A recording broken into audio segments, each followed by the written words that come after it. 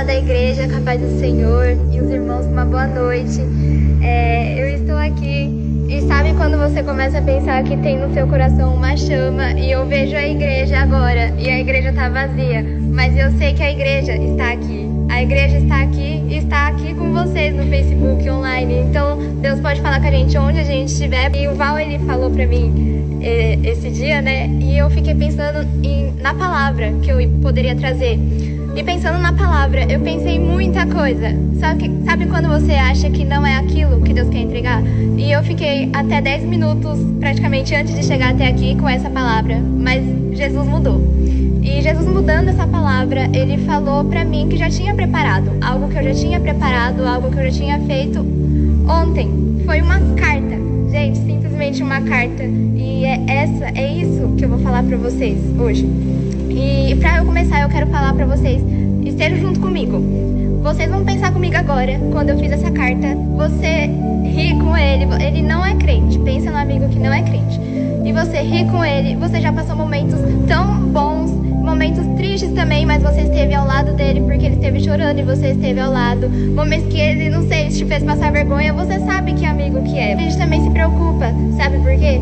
Porque essas coisas é um amor, e tem um amor, mas elas são passageiras. Ainda que a gente se alegre, é um amor que é passageiro, vai passar, porque a gente vai passar nessa vida. Só que a gente conhece um amor que não passa, um amor que é eterno, que aquelas pessoas com quem a gente come, com quem a gente conversa, com quem a gente ri, são justamente seres eternos. São pessoas que elas têm almas e elas vão viver eternamente.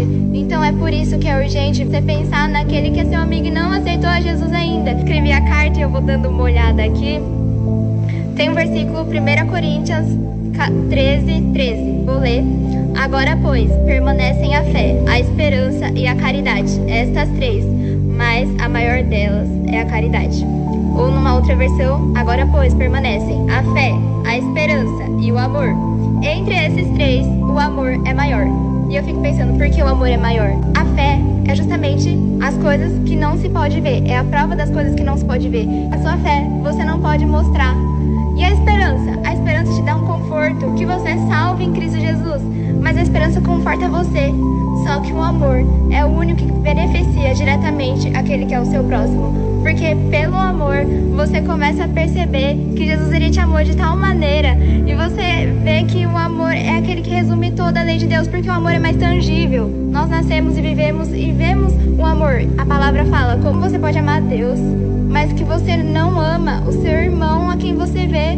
Deus você não vê. Se você ama o seu irmão, se você vê o seu irmão, você amará a Deus, porque você ama seu irmão. E da lei de Deus, a gente tem 2 mandamentos que resumem toda a lei de Deus. O segundo é ama teu próximo como a ti mesmo. E o primeiro mandamento é ama a Deus acima de todas as coisas.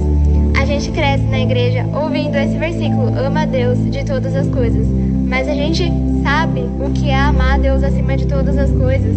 Porque eu só descobri o que é amar a Deus acima de todas as coisas quando eu entrei no meu quarto, fechei a minha porta e eu falei, Jesus, eu me entrego toda a minha vida pro Senhor. Toda, porque é o Senhor que me amou de tal maneira que você não compreende quão grande é o amor que é dele. E você começa a perceber que esse amor, ele te alcança. E eu comecei a entender quem Deus é. E você começa a entender quem Jesus é. Você conhece Jesus. E você fica apaixonada, fascinada, capturada por Jesus. Então você fala, Jesus, quem é Jesus? E eu falo pra você, o que Jesus significa pra você? Eu posso falar o que Jesus significa pra mim. E é muito importante essa pergunta, porque muita gente fala de Jesus. É que nem aquele hino das crianças, quanta gente fala sobre Jesus. Deve ser alguém de coração, deve ser alguém muito importante. A gente encontra pessoas com amor tão grande, acho que vocês conhecem o hino. E a gente começa a pensar, quem é Jesus? Jesus, ele é o único caminho. Ele é a única maneira de eu achegar-me a Deus, sem que eu me sinta culpada. Por quê? Porque, gente, Deus, ele não é qualquer ser que você cria na sua mente. Deus, ele é um ser que se revela. E Deus, ele se revela como um Deus santo. Se ele é um Deus que é santo, pensa, o homem não poderia. A Bíblia não é obra humana, porque nenhum homem ia querer um Deus como esse, porque esse Deus é santo e a gente é pecador. Pecador porque nenhum homem buscou a Deus. Quando a gente não tinha conhecimento de Deus, quando foi que você buscou a Deus? Quando foi que você, sem conhecimento de Deus, foi e falou: eu quero viver em santidade, eu não quero mais mentir, eu não quero mais pecar, pecado. Você não sabia nem o que era.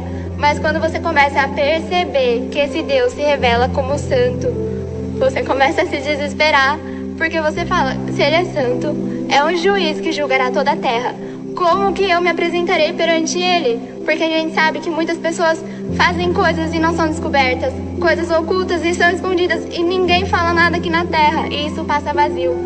Mas há um juiz que julgará toda a terra. Então você começa a perceber que se esse juiz julgará toda a terra, como que nós vamos nos apresentar perante ele? Porque não é só quem rouba, não é só ladrão, não é só assassino, mas aquele que mentiu, quem foi orgulhoso, quem teve inveja, ele também vai ser julgado por Deus. E você fala: mas isso é humano, errar é humano. Não se engane. Gente, a ira de Deus é tão perfeita como o amor e a santidade dele. Porque se Deus não se irasse contra o pecado, seria injusto ele tratar da mesma maneira. Se Deus tratasse da mesma maneira, tanto o vício quanto a virtude, Deus ele seria injusto. Mas a sua justiça iria nos condenar. Só que aí que entra o amor, que é o amor que eu falei nesse versículo. O que é o amor? O amor de Deus ele foi tão grande que ele sabia que a gente não poderia pagar esse preço. Que preço? O preço que era o juízo sobre nós, porque nós pecamos, nós mentimos, orgulhosos, invejosos, e Deus falou: vocês não podem pagar, ninguém de vocês pode pagar. O Valmir não poderia pagar pra mim, porque o Valmir também pecou. Se eu falasse: Deus, ele pode comprar a minha dívida? Não, ele não pode, porque quem compraria do Valmir? Nenhum homem jamais buscou a Deus por ele mesmo, nenhum homem, todos estão fora da glória de Deus. E aí você vê que Deus amou o mundo de tal maneira que ele viu desde a eternidade, antes de te criar, alguém que poderia pagar o preço por você. E quem é? Esse é Jesus. Se você ouve essa palavra, você pode aceitar Jesus no seu coração, e ele vai entrar de uma maneira que você vai saber que ele está em você. Essa semana de quarentena, gente, é como se você se rendesse tanto e você encontrasse quem é Deus na sua vida. E quando você pensa que encontra Deus que é na sua vida, você se conhece a você mesmo. Por que, gente, eu falo isso? Porque você só vai conhecer quem você é, o seu propósito aqui na terra, se você conhece Jesus. E quando você vê e você conhece a Deus, se você conhece a Deus, você pode conhecer você. Porque quando eu me rendi aos pés do Senhor, essa semana que eu falei de quarentena, eu descobri o porquê que eu tô aqui. Eu descobri o propósito de Deus que Ele tem pra minha vida.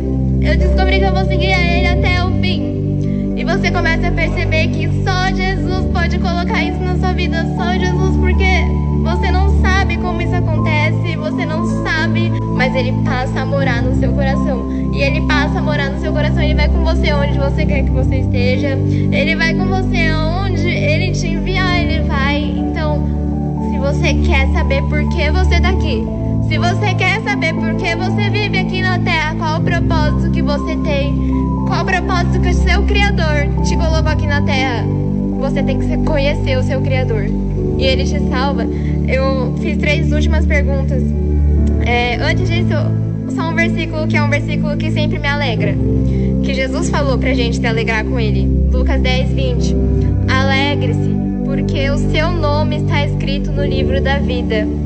Gente, o meu nome, eu sei que está lá, mas não está lá por causa das minhas obras, não está por causa do que eu fiz, mas está por causa da obra de Cristo em mim. Então tá lá por causa de Jesus. E eu fiz as 3 perguntas que eu vou falar agora nessa carta, e eu enviei para uma amiga minha. Fiquei muito feliz, eu já pedi muito pela vida dela. Eu enviei 3 perguntas. Eu vou falar a primeira, a segunda, a terceira, e vou falar o que ela respondeu. Primeira: você tem certeza que diante de Deus, santo e justo, você seria pura como Deus é, para habitar com Ele? A resposta foi não. Eu também não. Segunda pergunta: se a resposta foi não, como a minha, você crê que Deus nos ama e nos daria um caminho pra gente ir até Ele? A resposta foi sim. Se Ele nos ama, Ele nos dá um caminho pra chegar até Ele. Se Ele é santo e eu sou pecador, Ele vai nos dar um caminho. Terceira pergunta: o único caminho é Jesus, Porque quando Deus olha para nós, verá o seu Filho amado. Se rejeitarmos a Cristo, também seremos rejeitados por Deus. Mas no seu coração, agora mesmo até, você pode aceitar a Ele como seu Salvador e deu a vida por você. Porque todos ouvirão sobre Jesus, mas é nessa vida e única aqui na terra que você escolhe. Você aceita Jesus como seu Senhor e Salvador? E a resposta foi sim, numa carta, e você pensa, que é isso? É Jesus. E aí eu terminei escrevendo, isso é um convite. Isso é um convite para Jesus entrar na sua vida. Mas não é por força nem por violência, é pelo Espírito de Deus. É por isso que eu clamei numa madrugada por ti. Tem que clamar, hein, pelo seu amigo, tem que orar pela obra de Deus na sua vida.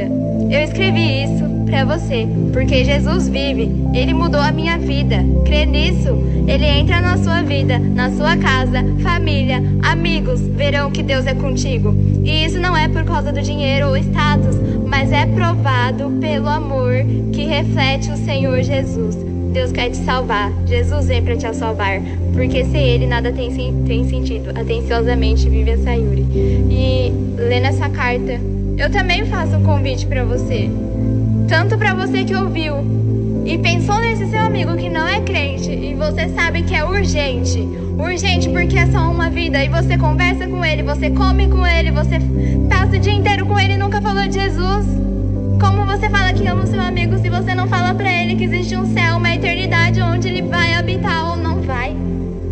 Então você começa, eu faço esse convite, faça essa carta, envia pro seu amigo, porque pode ser alcançado, ora a Deus, e Ele te dará sabedoria, como Ele deu pra mim isso aqui. Você acha que eu ia pensar nisso? Não, é Deus. E o segundo convite que os nossos pastores podem fazer, falar, é também você que ouviu e não conhece a Jesus. Que você passou a ouvir isso que eu falei pra você e falou, meu Deus, será que Jesus é tão importante assim? Será que realmente eu preciso de Jesus? E eu te convido, se você no seu coração, assim como eu enviei essa carta simples, aceitar Jesus agora, Ele entra, Ele muda a sua vida, Ele transforma, Ele liberta, Ele resgata e Ele salva. Então você pode falar, se você quiser, eu não tô mexendo, meu Deus, eu vi a minha imagem agora. Você coloca nos comentários, você procura alguém e fala, olha, eu quero Jesus, eu só quero Jesus, só quero Jesus. E Ele entra na sua vida. E é isso que eu queria falar pra vocês. A gente vai continuar, mas agradeço a oportunidade em nome de Jesus.